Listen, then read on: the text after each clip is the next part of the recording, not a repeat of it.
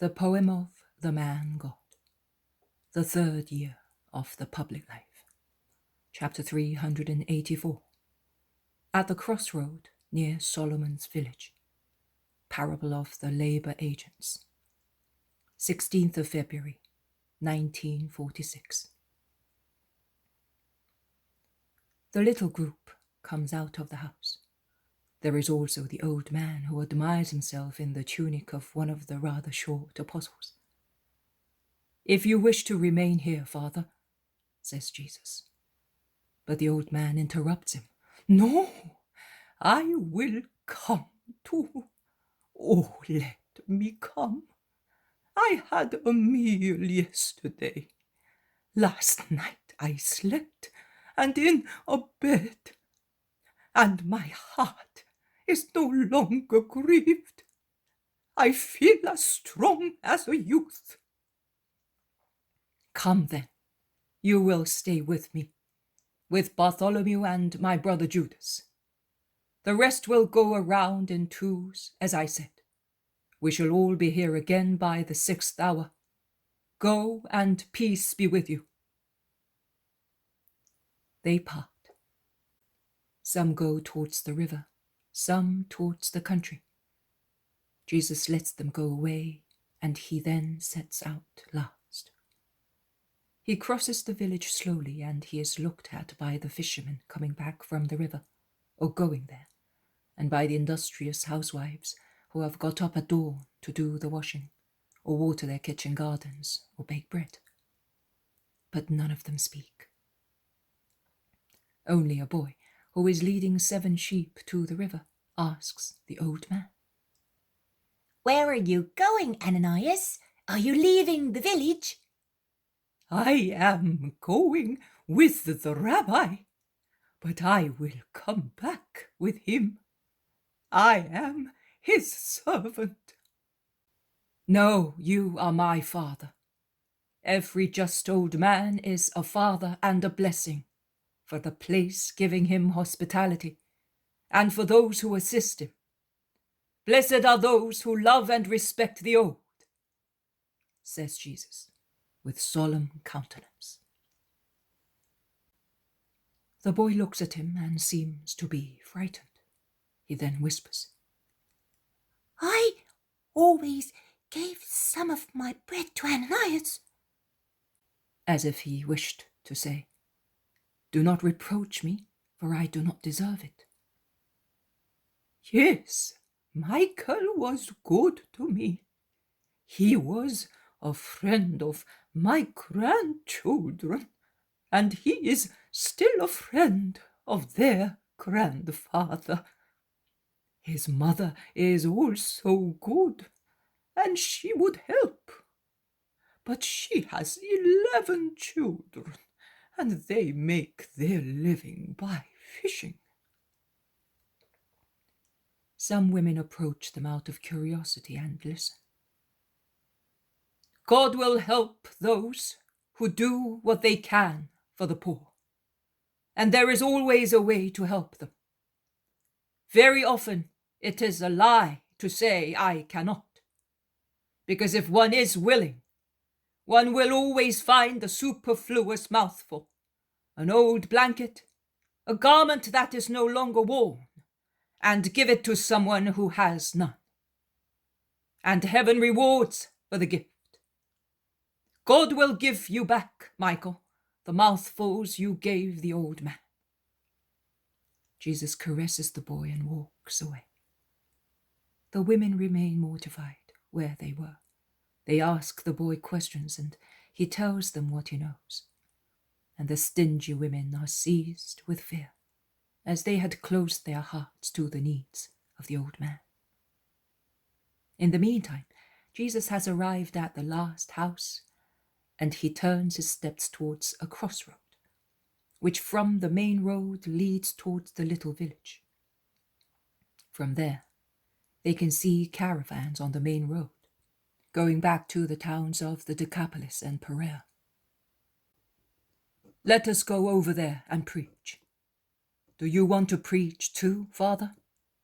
"I am not capable. What can I say? You are capable. Your soul is aware of the wisdom in forgiving and being faithful to God, and resigned also in the hours of grief. And you know that God assists those who hope in him. Go and tell the pilgrims. Oh, I can do that. Judas, go with him.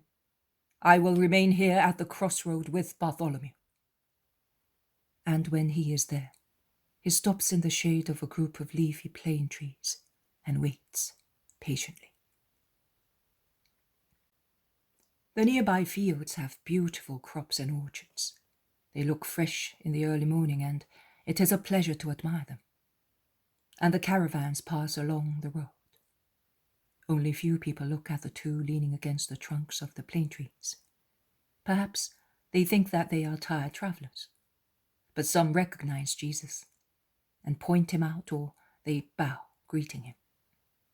At last there is one who stops his little donkey and those of his relatives, dismounts, and goes towards Jesus, saying, God be with you, Rabbi. I come from Arbela. I heard you in autumn. This is my wife. This is her sister, a widow. And this is my mother. This elderly man is her brother, and that young man is my wife's brother. And these are our children. Give us your blessing, Master. I heard that you spoke at the fort, but I arrived there last night. Will you not say a word to us? The word never refuses, but wait a few minutes, because other people are arriving. In fact, the people of the village are arriving at the crossroad, and they look very dejected. Other people who had passed by along the main road, going north, coming back, while others stop out of curiosity, dismounting from their horses or remaining on horseback. The little group of listeners is increasing more and more. Judas of Alphaeus also comes back with the old man. There are also 2 sick people with them, and many more healthy ones. Jesus begins to speak. Those who go along the roads of the Lord, the roads indicated by the Lord, and they do so with good will, end up by finding the Lord.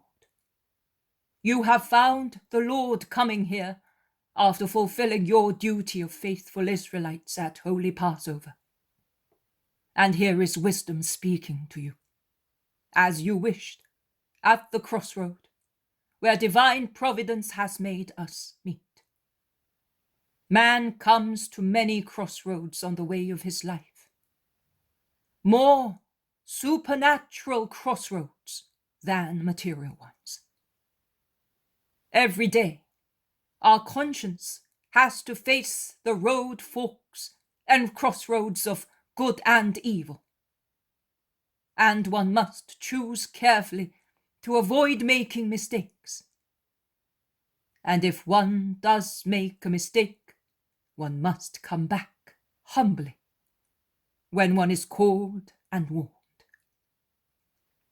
And even if the way of evil, or also the way of tepidness, looks more beautiful, one must choose the rough but safe road of good. Listen to a parable.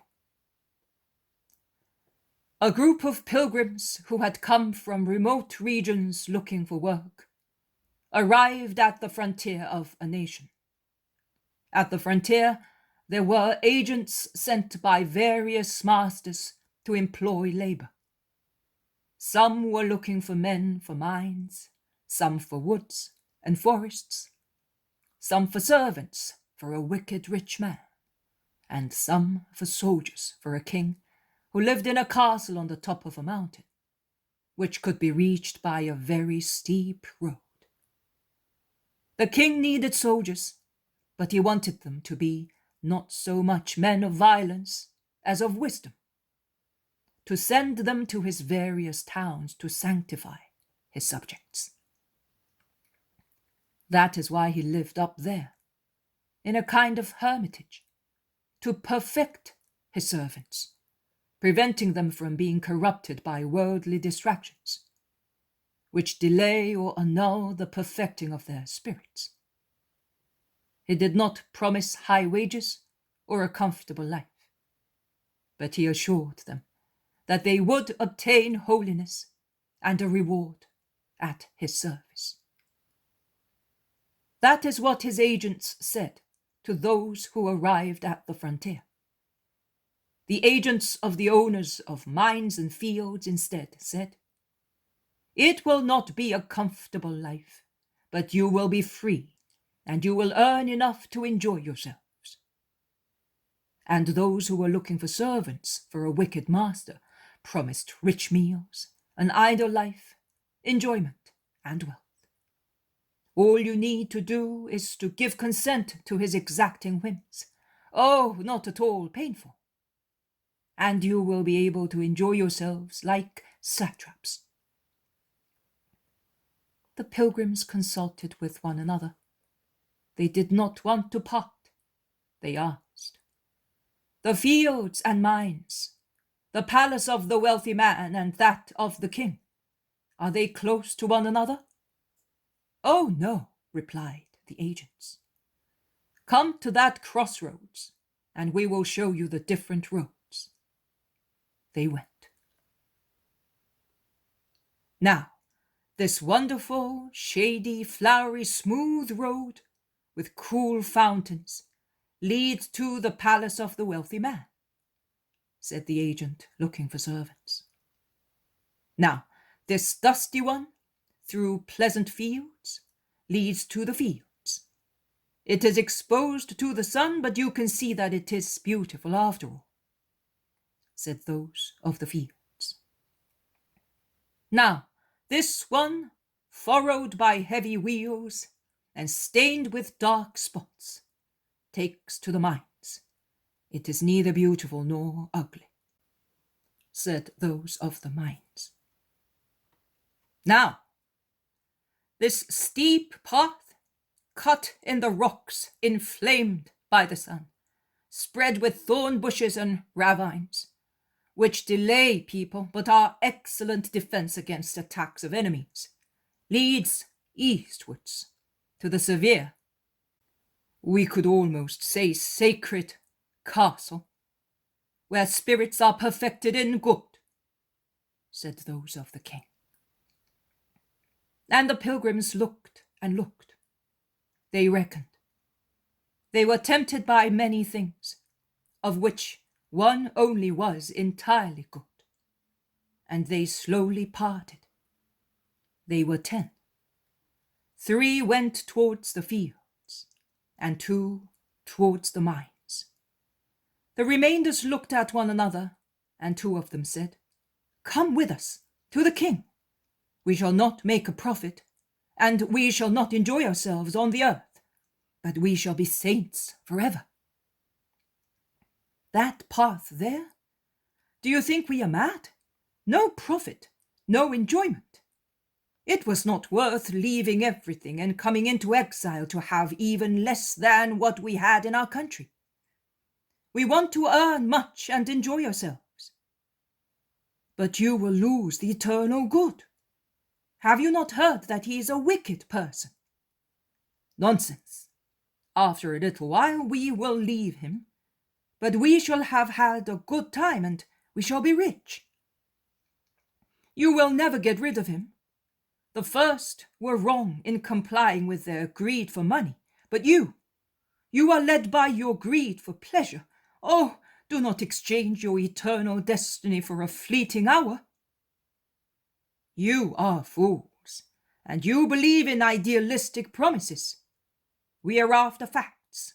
Goodbye.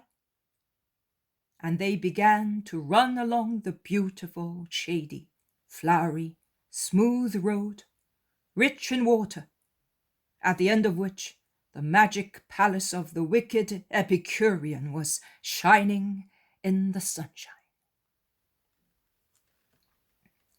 The 2 remainders took the steep path, weeping and praying. and they almost lost heart after a few meters, as it was so hard. But they persevered, and their bodies seemed to become lighter and lighter the more they proceeded, and their fatigue was comforted by a strange rejoicing.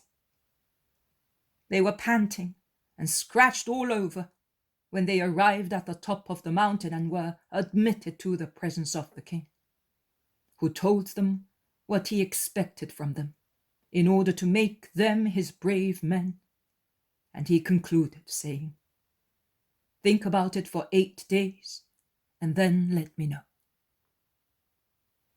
And they thought it over and struggled fiercely with the tempter, who wanted to frighten them with their bodies, which said, "You are sacrificing us," with the world, the remembrance of which was still alluring. But they won. They remained. They became heroes of good.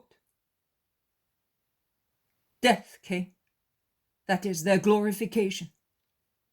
From the height of heaven they saw in the abyss those who had gone to the wicked master. They were in chains also after their lifetime, and were groaning in the darkness of hell. And they wanted to be free and enjoy themselves, said the 2 saints. And the 3 damned souls saw them and cursed them and everybody, God first of all in a horrid manner, saying, "You have all deceived us." "No, you cannot say that. You were warned of the danger. You wanted your own ruin," replied the blessed souls, who were serene even when seeing and hearing their obscene mockery and curses cast at them. And they saw those of the fields and of the mines in various regions of purgatory, and those saw them and said, "We were neither good nor bad, and we are now expiating our tepidity. Pray for us." "Oh, we will. But why did you not come with us?" "Because we were not demons, but men. We lacked generosity. We loved what is temporary, even if honest, more than what is eternal and holy. We are now learning to know and love with justice." That is the end of the parable. Every man is at a crossroads, at a perpetual crossroads. Blessed are those who are firm and generous in following the ways of good. May God be with them, and may God touch and convert those who are not so, and lead them to become so. Go in peace. And what about the sick people? What is the matter with that woman? Malign fever, which distorts her bones. She has gone as far as the great sea, but without any relief. Jesus bends over the sick woman and asks her, "Who do you think that I am?" "He whom I have been looking for, the Messiah of God. Have mercy on me, for I have looked for you so much." "May your faith give health both to your limbs and to your heart." "And what about you, man?" The man does not reply. The woman who accompanies him replies on his behalf. "A tumor is eating his tongue. He cannot speak, and he's dying of hunger." The man, in fact, is a skeleton. "Have you faith that I can cure you?" The man nods assent. "Open your mouth," orders Jesus, and with his face close to the horrible mouth eaten away by the tumor, he breathes into it, saying, "I want it." After a moment, 2 cries are heard. "My bones are sound again!" Mary, I am cured. Look at my mouth. Hosanna, Hosanna! And he wants to stand up, but he staggers through weakness. Give him something to eat, orders Jesus, and he's about to withdraw. Don't go away! Other sick people will be coming! Others are coming back! Cure them too! Shout the crowds. Every morning I will be here, from dawn until the 6th hour. Volunteers should gather the pilgrims together. I will, Lord, several people say. May God bless you for that. And Jesus turns towards the village with his first companions and with the other disciples who have come, few at a time, while he was speaking, and who have brought other people with them. But where are Peter and Judas of Kerioth? Asks Jesus. They have gone to the nearby town. They have a lot of money. They have gone shopping. Yes, Judas worked a miracle, and he is jubilant, remarks Simon Zealot, smiling. Also Andrew, and he got a sheep as a souvenir. He cured the broken leg of a shepherd who rewarded him thus. We will give it to the old father. Milk is good for old people, says John, caressing the old man, who is happy. They go into the house and prepare some food. They are about to sit at the table when the 2 missing apostles arrive, laden like donkeys and followed by a cart with a load of those mats used as beds by poor people in Palestine. Forgive me, master, but this was needed. We're all right now, says Peter. And Judas, look, we bought the bare necessities, clean and poor, as you like things. And they are busy unloading, dismissing the carter. 12 little beds and 12 mats, a few dishes. Here is the seed, and here are the doves. Here is the money, and tomorrow there will be many people. Phew, how warm it is. But everything is all right now. And what have you done, master? And while Jesus tells him, they sit happily at the table.